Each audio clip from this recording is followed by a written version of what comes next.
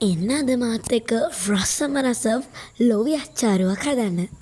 ඉතින් අද වැස්ස දවසට මෙන්න මේ වගේ සැරට, ඇඹුලට, පැණි රහට, ලුණු රහට රසම රස අච්චාරුවක් තිබ්බොත් කොහමද?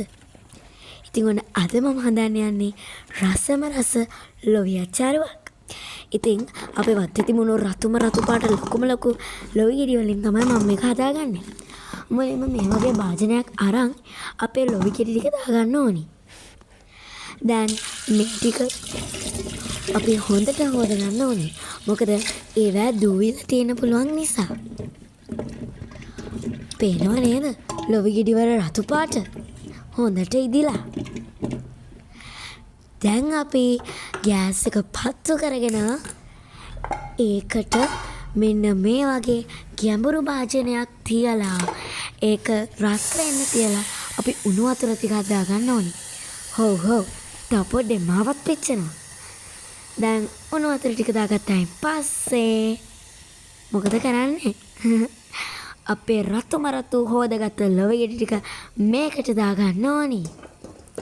හරි ඉතින් මගේ ලොවි ගෙඩි වල පුල්ලි තියනවා තමයි. හැබැයි ඉතින් ඒක ගන්න බැරි නෑනේ. ඊට පස්සේ දැන් මේක හොඳටම තැම්බෙන්න තියලා තියෙන්නේ. පේනව නේද? ඇනපු ගමන් යටට යනවා කියන්නේ හොඳටම තැම්බිලා කියන එක. දැන් අපි මේ තඹගත්තු ලොවි ටික වෙන භාජනයකට දාලා ඒකට ලුණු, මිරිස් කුඩු, සීනි දාගන්න ඕනි. මම වැඩි මිරිස් කන්න කැමති නැහැ. ඒකින්ද චුට්ටක් දාගත්තා. කලවා කරලා ගත්තයින් පස්සේ පේනව නේද? කට්ටට කෙලුණනව නේද? දැන් මම තඹපු වෙලි ලොවි අච්චාරුවක් ගෙදරදී හදාගන්න. හරි ගෙදර ලොවි නෑ කියලා මට කරන්න දෙයක් නෑ.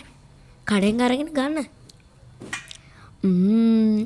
රසත් පංකාදු පහයි. ඔන්න අදට මම යනවා. බයි.